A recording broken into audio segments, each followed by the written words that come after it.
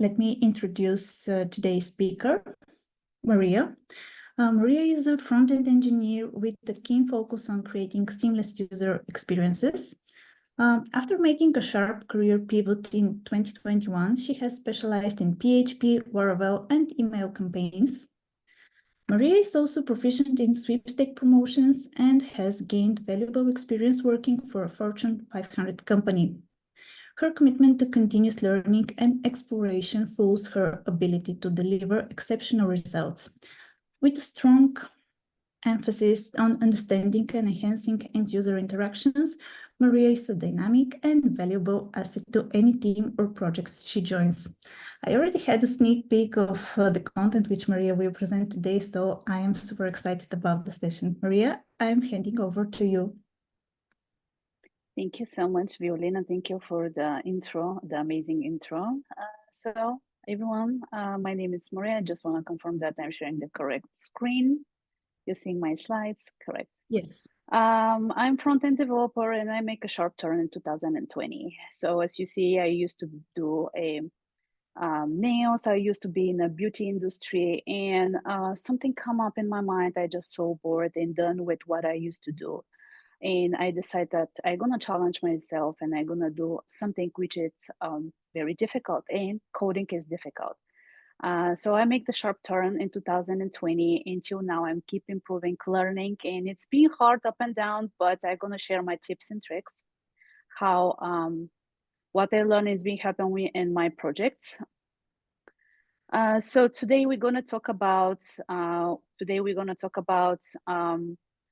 level your front end with Sass, CSS, Bootstrap, and Flexbox. Please do drop in the chat if you use any of those cool features. So our focus is going to be high level focus is going to be giving you high view of what is the best practice. Next, what we're gonna learn, and it's very important, is when you're working on a project. Okay, so we're having a background images. What is so important is background image have to be under 1 MB because speeds matter, right? We are living in a pace where internet is very easy access. So if you go to a page and the loading is super slow, that means that something is wrong with the project. All links working. Yes, we should not having, as a front-end developer, we should make sure that our links are working. Contrast ratio, I must do have, this is ADA compliance. Make sure that text is visible and make sure that text is visible, and our client having a seamless experience, because if they're not able to read, if they're not able to use their screen reader, our site is not that great, right? Site loading, I already says that ADA compliance, we have to make sure that our images contain alternative tags. Please drop in the chat, are you familiar with it? ADA compliance, how comfortable you are. Image resizing, if you use PNG and it's above 1 MB, you definitely have to resize it or convert it to JPEG. Minimum font size for readability, it's going to be 14 pixels or 1.4 rem, okay? So make sure that your sites contain those. I'm gonna make a quick intro. We're going to inspect some of most popular sites, and that is, just for a second. Okay, so what we have here is Dunkin' Donuts, just to confirm everyone see the same page, just me. Okay, so what we usually see currently is, we're gonna inspect the page, and we're using dimension responsive, okay? So we're gonna see, okay, they're pretty flexible. Going on the mobile, they're dropping to column 12, which is awesome. So we're gonna do a little bit of checkup with them. And this is a reference what you have to do with your projects, okay? You're working on a project before you handed it to the product manager or to your peer. Those are checkpoints you have to cover. This is a Chrome extension, check my links, which is going to generate how many links you have on a page and how many of them are invalid.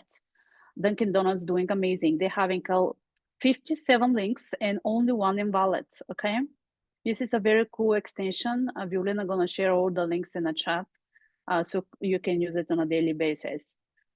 The next extension which you can use, and it's really, really helpful, is wave extension, okay?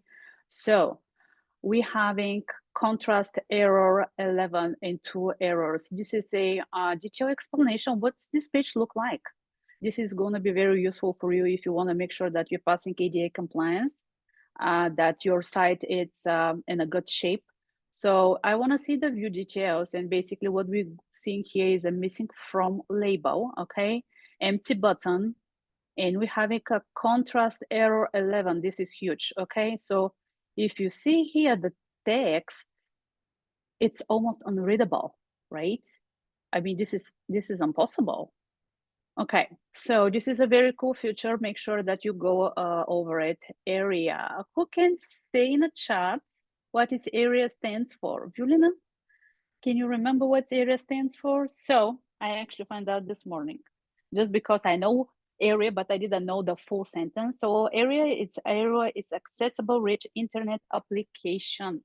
Okay, so this is a assigning to the button to make sure that it is ADA compliance as well. So we're gonna go also to check Coca-Cola page. Let's see how they're doing. Usually when we're having those type of companies, 500 companies, top their ADA compliance because they are afraid of lawsuit, right? And they're hiring a very high quality developer. So when you're having interview, you can easily say, I am ADA compliance front-end developer, which is very, very important. So we're gonna check Coca-Cola. 0 errors, okay? 0 errors, perfect. But they have some contrast errors, and that is very low contrast, right? So they have to make sure that, for example, the color white here on the H1 tag background is darker. So then they're gonna pass. Also, we have the area label here. They're having features, alternative text, and so on. So yeah, so this is a really cool feature. Violina, please post in the chat so everybody can be able to install it on their end. Regarding, yeah, next feature, we're gonna talk about it. We talk about that minimum has to be 14px to be very readable. If you use a custom fonts, you can use a font square. Also, Violina gonna post in the chat. There is a tiny PNG website, completely free. You can drag and drop your images. Make sure that you keep the quality. Sometimes when you compress images, the quality is getting not great. So make sure the quality is important. Moving up. So moving up, those were the extensions, which actually we're gonna have it in the chat, and I just talk about it. The eyedrop, it's a very cool extension, Chrome extension. So for example, you want to steal a color, you're not sure what color they use. So you have a web page option or a color picker. So, okay, let's go and see what color is this button. And basically we're gonna go and grab it. Okay, so here is what's the color. The other cool extension is CSS viewer. So CSS viewer is gonna give a detailed explanation about the colors, about the font size, and about the font weight. This is if you want to replicate the design and you are just interested in how they create it. This is a really cool extension. Okay, so moving forward, we're gonna go to Bootstrap. How many of you use Bootstrap? Bootstrap, it is a open source front-end framework, and it's built by Bootstrap. It's easy to use. You can basically, it's built by components wise, rebuild components. You can just copy and paste the buttons, the nav bar, or the carousel. Very easy to customize. Violina is gonna post in the chat. So if we go and look at the Bootstrap, they have a very, very easy documentation. So this is not the latest. I think the latest is a 5.3. But Bootstrap, it's really, really easy. I don't think this is a Bootstrap official. I think it's this one. Okay. So documentation-wise, it's really easy to use. You just have to copy the template and paste it. Make sure that you have all the popper and the Bootstrap features down the wall, because the modules or carousel or those features are not going to load. Bootstrap, it's nice when you want to create a site pretty quickly. So 25% of the projects out there are using a Bootstrap. So yeah, make sure that if you're not familiar yourself, it's very similar to Tailwind. It's using a lot of utility classes. So Bootstrap have components, very easy to customize using a grid, forms, and many so. We're going to talk about also the components which they have in the SM, MD, LG, and XL, which are standing for medium, large, and a small screen. So Bootstrap is going to make sure that your site it's a mobile first friendly, which is super important. Remember, when you're building a website, we are not focusing only on the desktop, right? You're going to have to focus on all the devices. When you are creating, you have to make sure that it's friendly for the desktop, tablet, and all small devices. Sometimes I'm amazed when I hear that someone says, oh, desktop version is complete.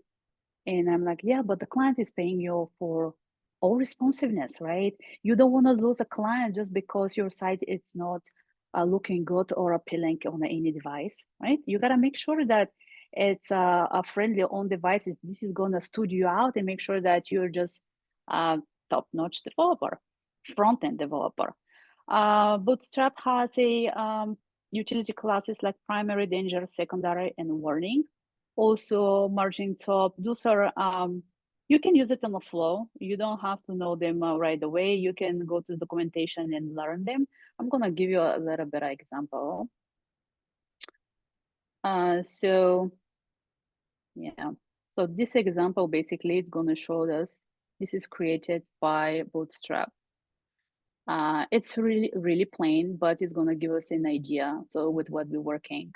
So currently we have a grid system demo. If we inspect, we're having a column 4, and column 4, and it's having a LG, MD for medium screen, and SM for 12. So as we know, what we know is grid, it's 12 columns. If we, for example, go and add this to be a column 5 in the same row with the rest, the column is going to drop because it's not fitting, right? We have to fit 12 columns, not more than 12. If we go below, it's fine. On the mobile versions, we always have a column 12. Responsive-wise, this is more friendly. If your designer come back and having 2 columns, I don't think this is necessary. You can always say, hey, I don't think this is going to be very great mobile-wise. Due to sometimes responsiveness, it's breaking. What we do with the Bootstrap here is we can add a padding. So we can add utility classes in line of the class. We can add a padding top, bottom, and left. Okay, so we can see how that's changed. We can also add a margin left and right, MX-3. Okay, so this is kind of I avoid using margin like this, but yeah. So they have also, for example, if we want to do a text start, so text is gonna change, it's gonna start, it's not gonna be on the center. Okay, let's go back to it. So we have this paragraph, or we have, okay, we have this one. What we're gonna make, okay, let's target this one. Okay. So as we see, we can inline test and see how it's gonna look like. So currently it's text align start. We can do text int, and those are all utility classes. And it's gonna display the text on the end. And we can use text center, which is gonna display on the center, right? Sass, it's cool. I like it. I use it often, and it's really saving me a lot of times. Sometimes if I have to flip a project super quickly, Sass is just must know and must have. So we're having currently a say, for example, we have this row and we're having the flex, okay? When you go here on the box, how we can do is we can inspect the box and we can see, okay, I can use it justify content center, or I can use it flex in, and it's very easy to manipulate. A lot of the coding which I'm doing is actually coding inside of the inspect element, and I move my code. I don't go back and forward. I just wanted to see how is it going to look.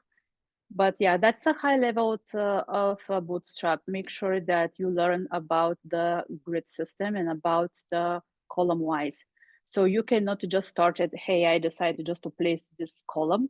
No, how is it work is you have to have first, you have to have your container. Okay, so you have to have your container. In this case, we're having container fluid, which is going to take the whole space from left and right. If we do add just a container, let's see what's that going to look like. Okay, so you'll be able to see how we're having more space. Container fluid, it's making sure that it's taking all the space. Okay. We're having a row. Every time when we start creating columns, we have to have a row. We have to wrap these columns in rows. So next steps are going to be column 4, and column 4. And they're going to be, for example, in this case, we're using it internally, but we can do display flex.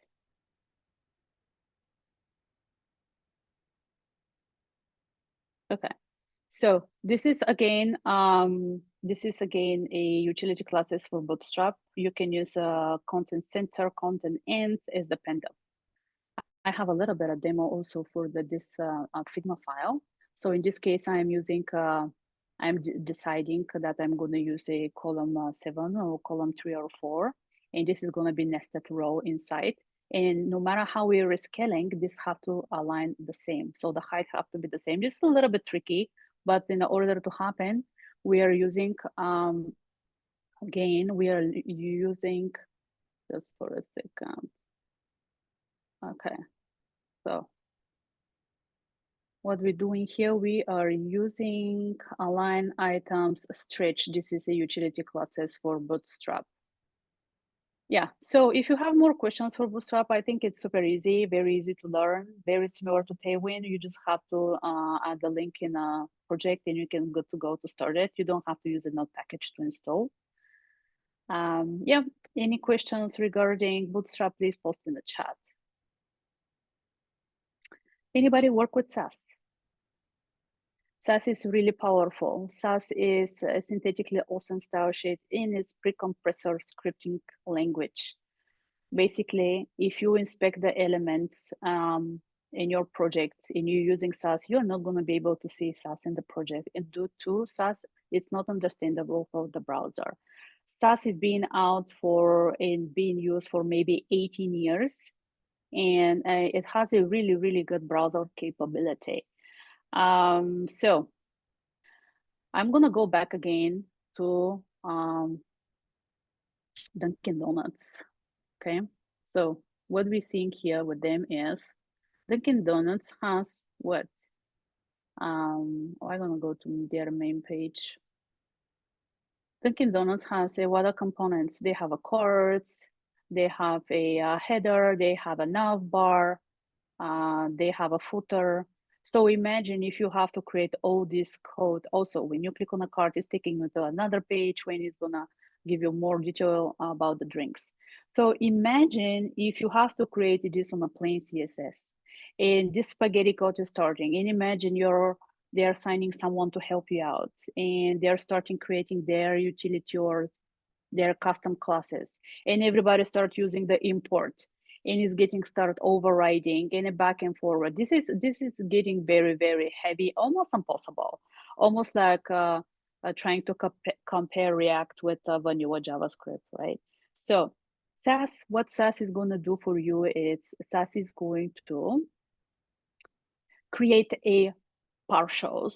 It's going to create a variables, and it's going to help you make your code clean, look at more presentable, more organized, and more reusable. So no matter if you tomorrow you stop working on this project and someone come after you, you will feel pretty much comfortable and confident because your project is organized. Your naming convention is so good, right? You got to make sure that when you are assigning a variable, you're using a related names. Also, you nesting and you using Mixins. Sass is more like a program language because you also can use a function. This is a little bit a quick example. So we are assigning a variables with the $sign. Also, you can assign currently with a CSS, but they are not that appealing right now. Sass, you can assign a color, you can assign a font size, any kind of CSS property, you can assign a variable and you reuse it. Say again, you're working on a project and the client come back and say, hey, I don't like the theme, let's go and switch it. You will not have to go over the pages and singly type it and try to change it. This is gonna waste time. You just have to go to your Sass folder and you're gonna have to change the variable, and that's gonna update across all the files. Nesting.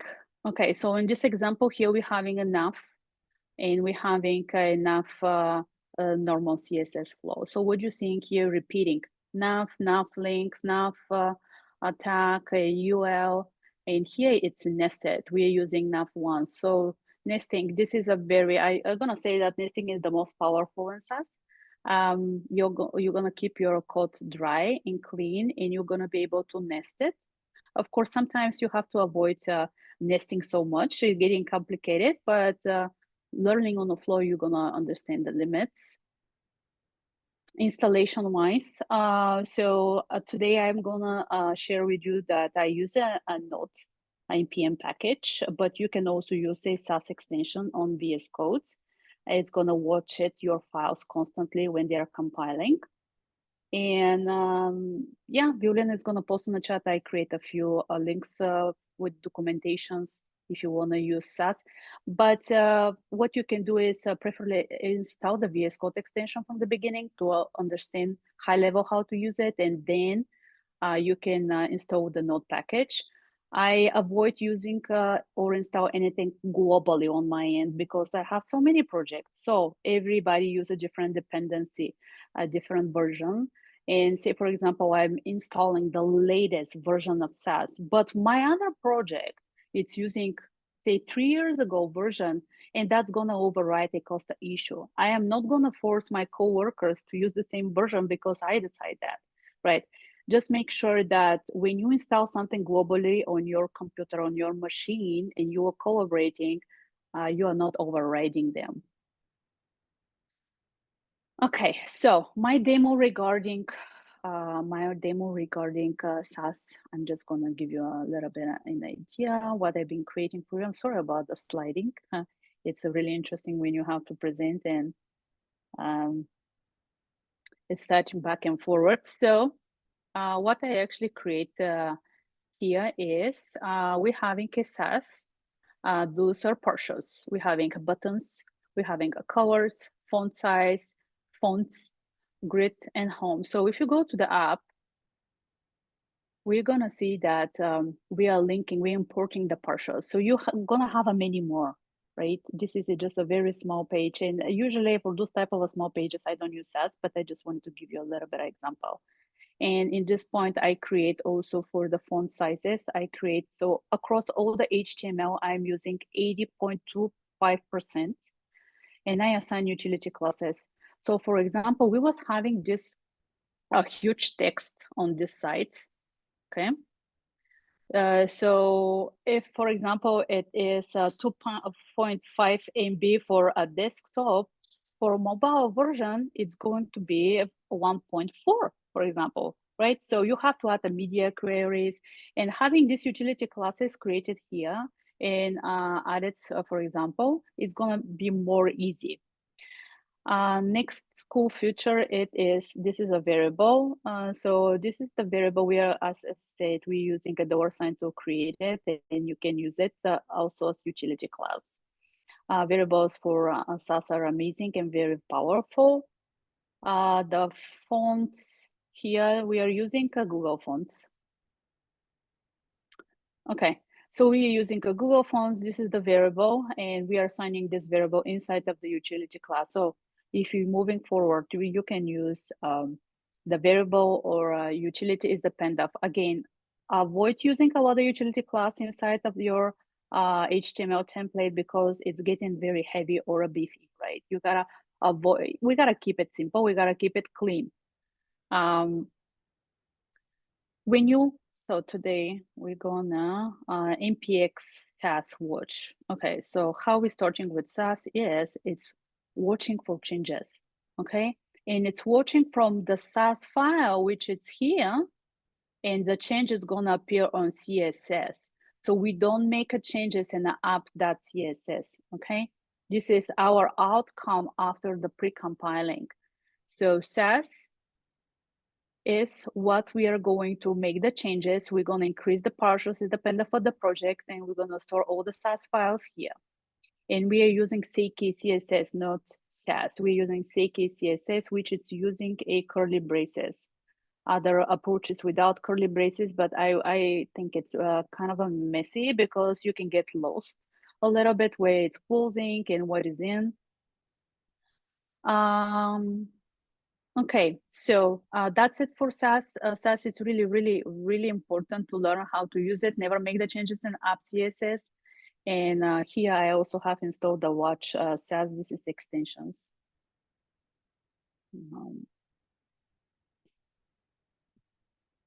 You can use it easily install live Sass, and you can easily install and start watching your files. Yeah, that's it. I'm gonna move to the next one, very, very interesting, which we have is the unleash the latest power feature in 2024. So recently I went to a conference, and they share with us incredible, valuable information. A lot of the content I bring it up and share with you. I just wanted to make sure that you have this in your toolbox, and the demo is starting now. So we're gonna talk about a Haas pseudo class.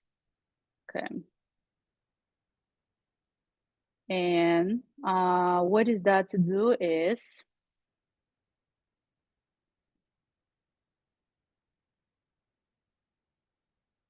okay. So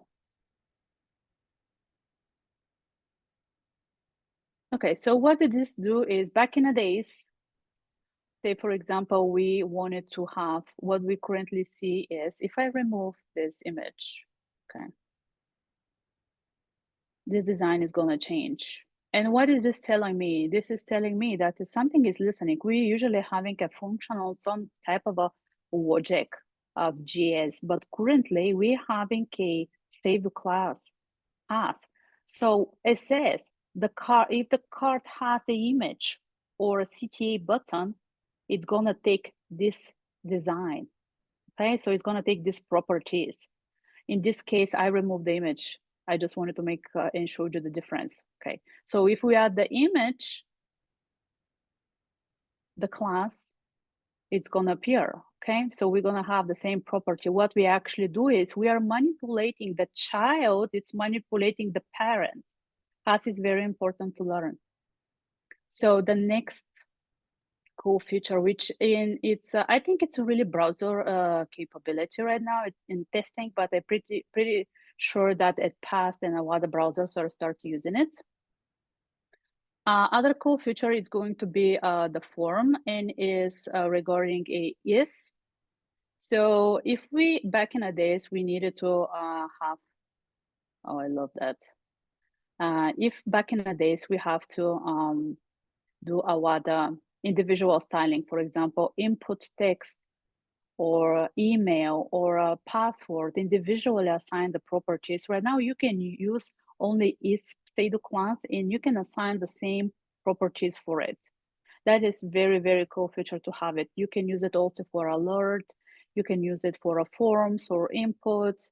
So let's go back. So you can see the styling for all across is the same, right? Due to we're using the is. Please do let me know if you came across and you're familiar with any of those pseudo classes. The next one, very, very important cool feature which I think it's very impressive. This is going to be the clip path, okay?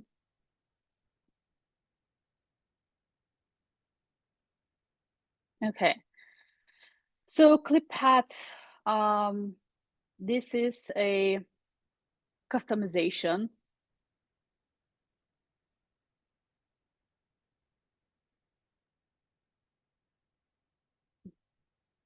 Okay, so this is a customization. We currently have a full circle, but what we can do is we can add 50% at 0, 0. Okay, so we are giving a customization shape. And this is really interesting. This is very cool. We can also give a 40%, okay? And for example, if we go and add container hover, what we're gonna have is this cool transition. I think it's very interesting, right? So clip path, how is that working? There also as a generator. Let me find it if I'm able to find it.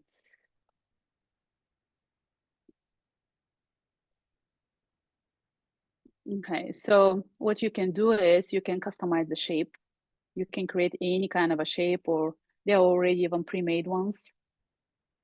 And you can copy the code and just grab it on your end and add any type of a color which you need. And that's gonna create a custom design for you. This is a high level.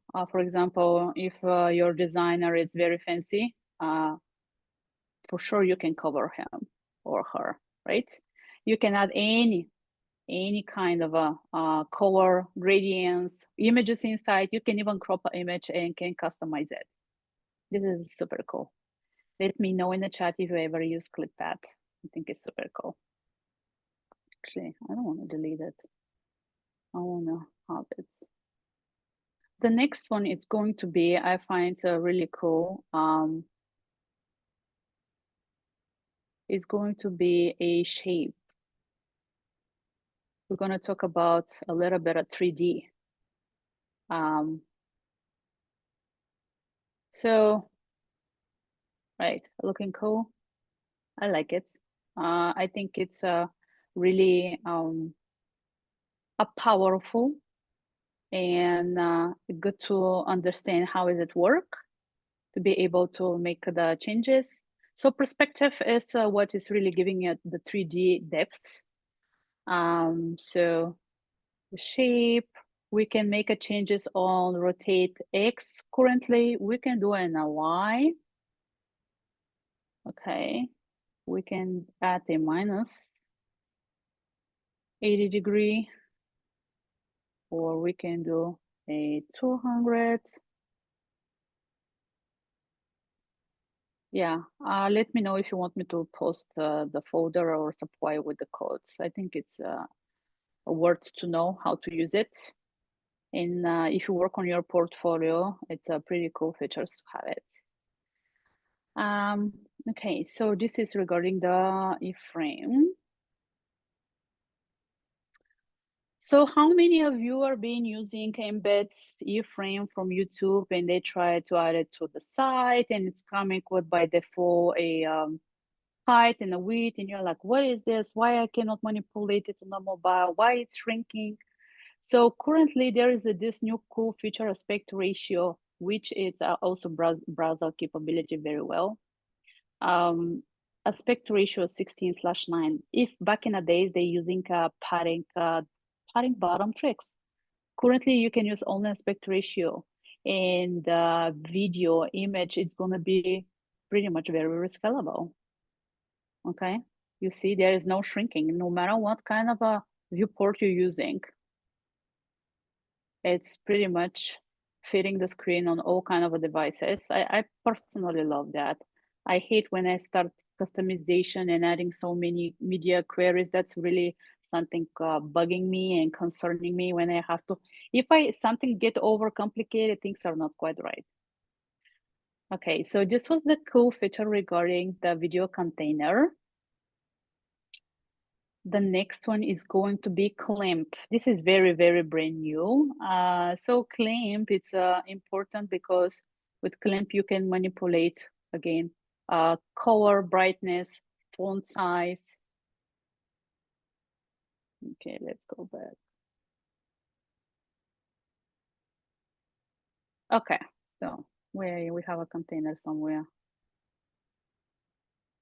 Okay, clamp. What is clamp doing for us is it's having, okay, it is having a 40%, 60%, and 80%. What that mean is the minimum, what needs to look, and the maximum, okay? So you can use it for currently it's used for a color, for a font size, or for a padding. It's really easy to understand. So basically, the responsive here regarding the font size, it's giving you maximum on the devices, minimum on the smallest devices, and what is preferably to look. So your text never breaking or going on a second line due to you're already using a clamp and making sure that the way how client requested, the way how it is going to look. And clamp, it's been out, I think, this year. I'm gonna say it's this year. And it's very easy to use. So you just have to understand 14 px is going to be the minimum, 24 is going to be the largest one on the largest screen, and this is going to be the preferable. Okay. Also, we came across here background SSL, SHSL. This is a function. This is a new way of how we can decoloring the colors. So, yep, regarding that part. I'm going to, this is presentation regarding the CSS stripping text. They are more on advanced side. So regarding, for example, regarding the shape or regarding the 3D, a lot of projects are straightforward, at least with what I'm working, but it's good to have them on your asset basket because you never know what you're gonna come across, and it's good if anybody asks you to be able to explain it. Okay, so I'm going to recover everything. So container queries is the new one as well. Min and max functions is new one as well.